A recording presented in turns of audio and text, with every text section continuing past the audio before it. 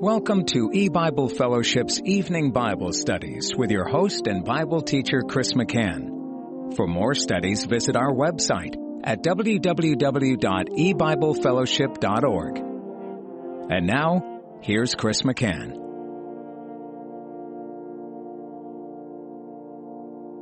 Hello and welcome to E-Bible Fellowship's Bible study in the book of Genesis.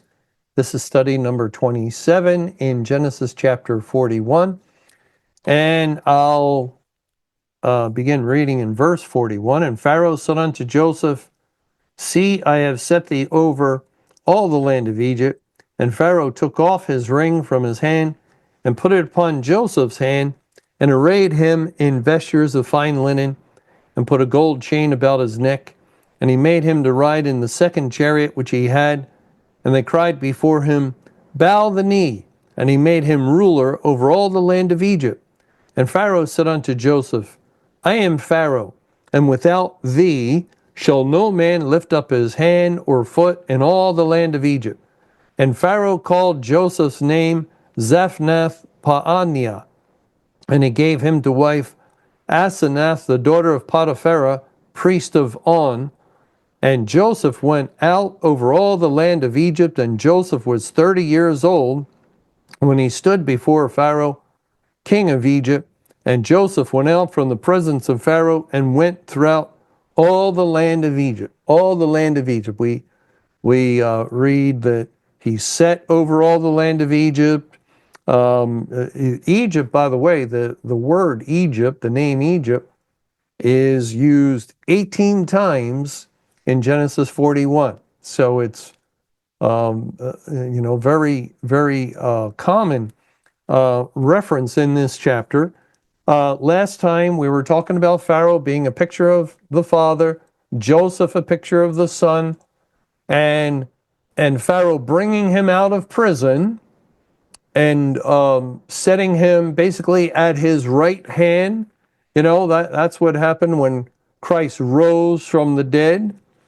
He ascended, as we read in Psalm 110, in verse 1, Jehovah said unto my Lord, Sit thou at my right hand until I make thine enemies thy footstool. Jehovah shall send the rod of thy strength out of Zion. Rule thou in the midst of thine enemies. So that's taking place at the point of resurrection. And again, there were two resurrections. That Christ died twice, he rose twice, and the Bible indicates that Jesus is the Lamb slain from the foundation of the world. So that would be the first time he died, the first time the rock was smitten, as it were, and also he would have rose from the dead at that point, and in rising from the dead, he went up to be seated at the right hand of the Father. And you can almost see that idea with Pharaoh and Joseph. Here is Pharaoh.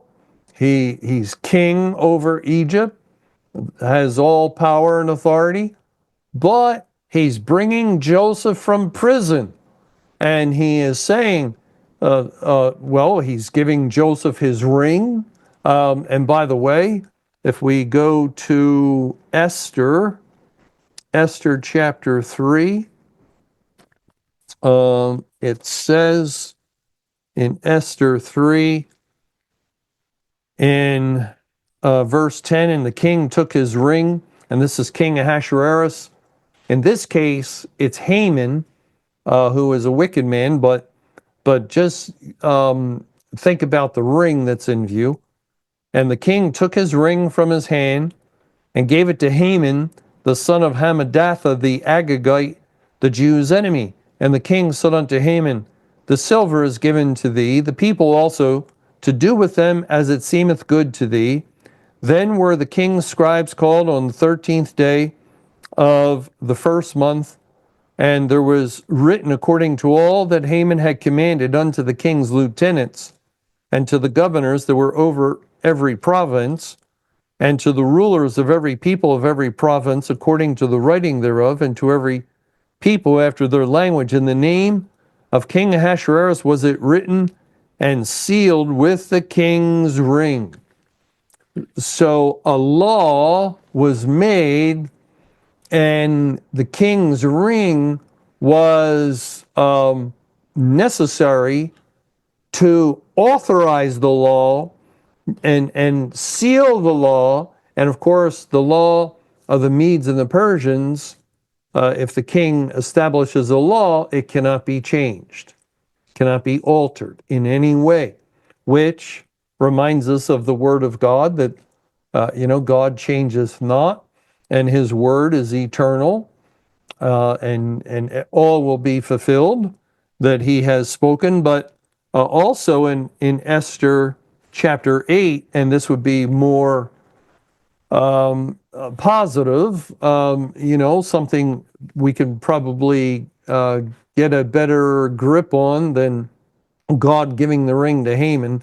And I don't want to get into the spiritual connotations of that, although it would have to do with the loosing of Satan, and Satan being typified by the king of Babylon, being called God's servant and so forth. So carrying out God's permissive will that he had ordained for the judgment of the churches. But again, I don't want to get too much into that. Let's go to Esther 8, and I'll read the first couple of verses. On that day did the king Ahasuerus give the house of Haman the Jew's enemy unto Esther the queen, and Mordecai came before the king, for Esther had told what he was unto her.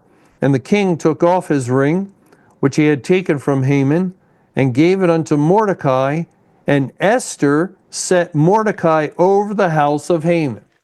Now, this would more than likely lead to a spiritual picture of Esther being a type of Christ, and maybe the Godhead's involved, because Mordecai is also a type of Christ, and Ahasuerus is another illustration of a heathen king who is typifying God the Father. But again, the king took off his ring that he had taken from Haman and gave it unto Mordecai, and Esther set Mordecai over the house of Haman. And consider that Haman a type and figure of Satan. The house of Haman would be the nations, or the world. And then Mordecai is going to rule over the house of Haman. That's Christ ruling over the nations. But another reference is in verse 8 of Esther chapter 8. Write ye also for the Jews as it liketh you in the king's name, and seal it with the king's ring. For the writing which is written in the king's name and sealed with the king's ring may no man reverse. So for a king to give a man his ring is a very big deal. And back here, we read in verse 42, and Pharaoh took off his ring from his hand and put it upon Joseph's hand, and arrayed him in vestures of fine linen, and put a gold chain about his neck, and he made him to ride in the second chariot which he had. So so many things are pointing to two persons of the triune God being in view here. The fact that there's a second chariot I mentioned last time. Remember Josiah, King Josiah in 2 Chronicles 25, verse 23. He was struck with an arrow in battle, and they took him out of the battle, and then they removed him from that chariot that was his and put him into a second chariot to take him back to Jerusalem.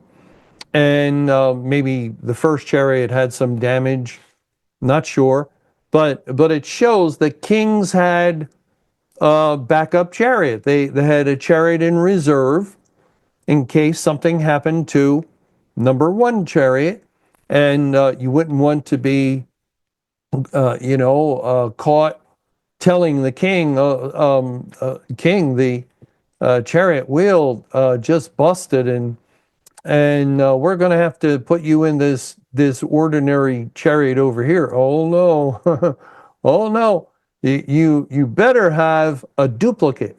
And remember, the word second is translated as double and also as copy, like today when we make a copy of something, a duplicate.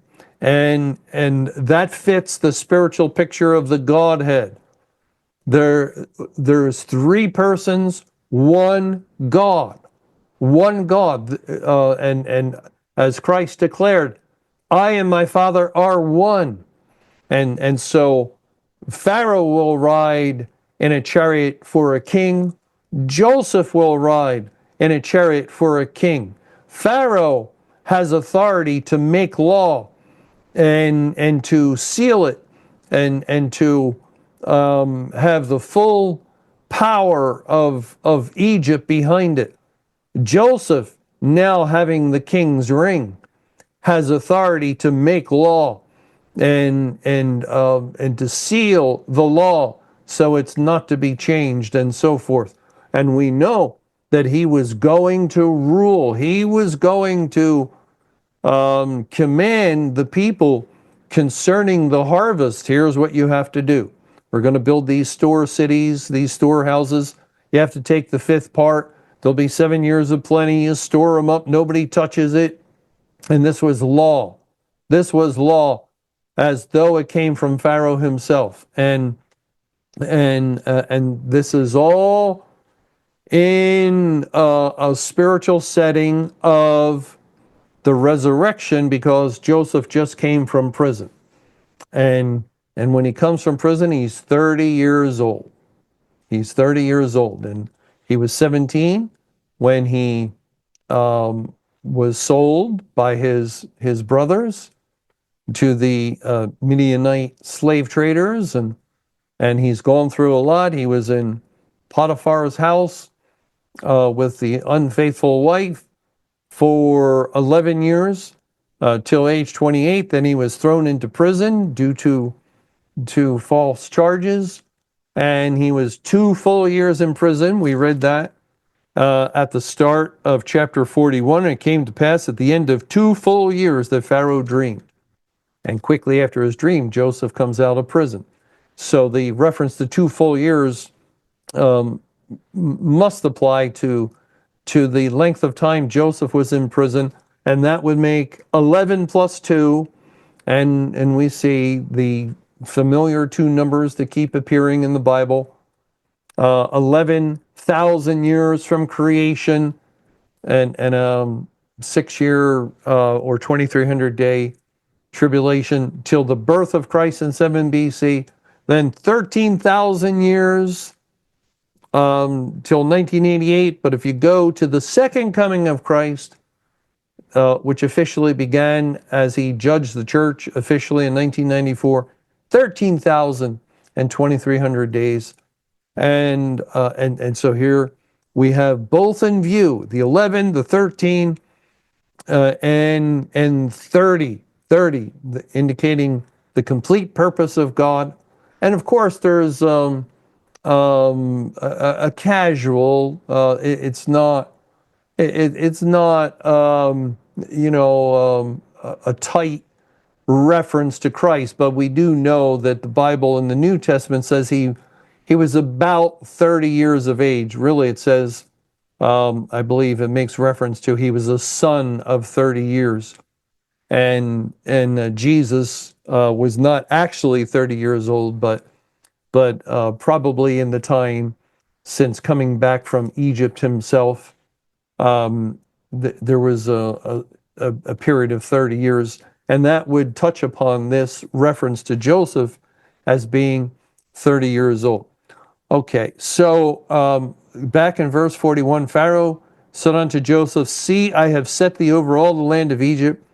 The Hebrew word translated as set is a word that is used many times in the Old Testament.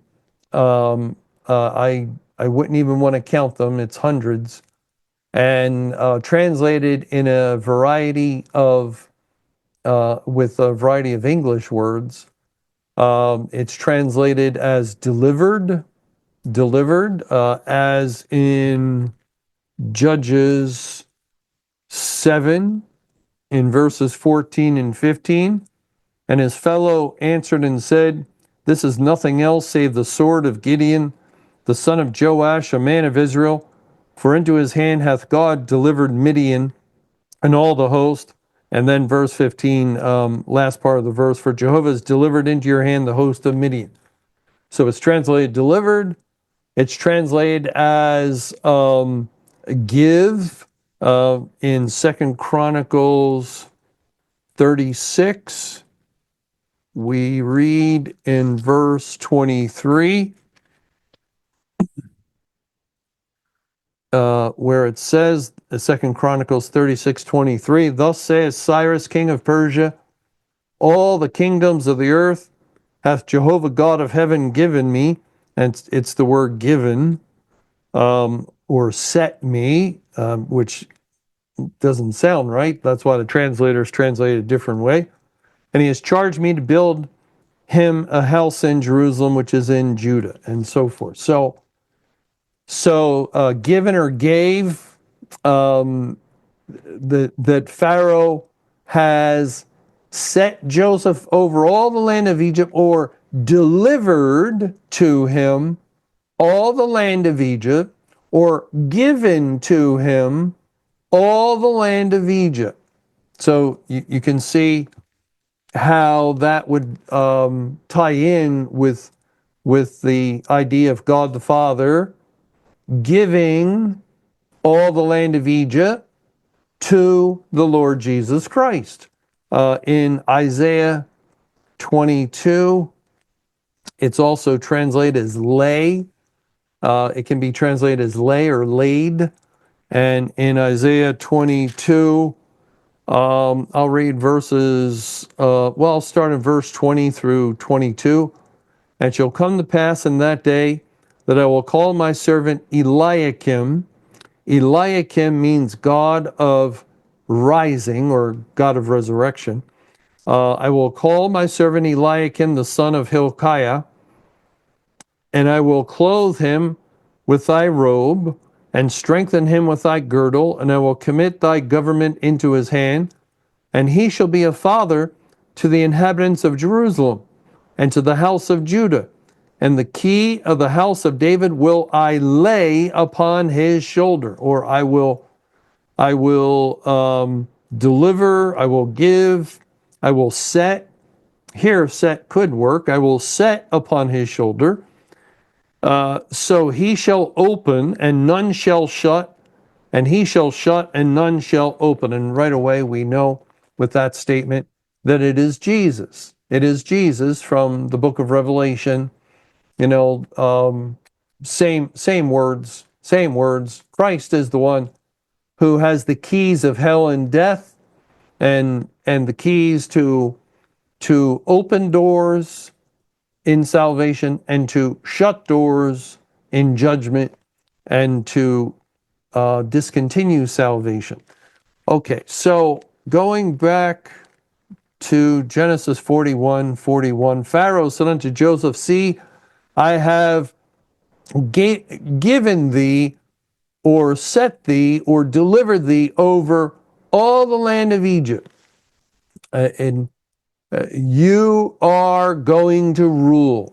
You're going to rule. And this is something that is a little difficult to understand.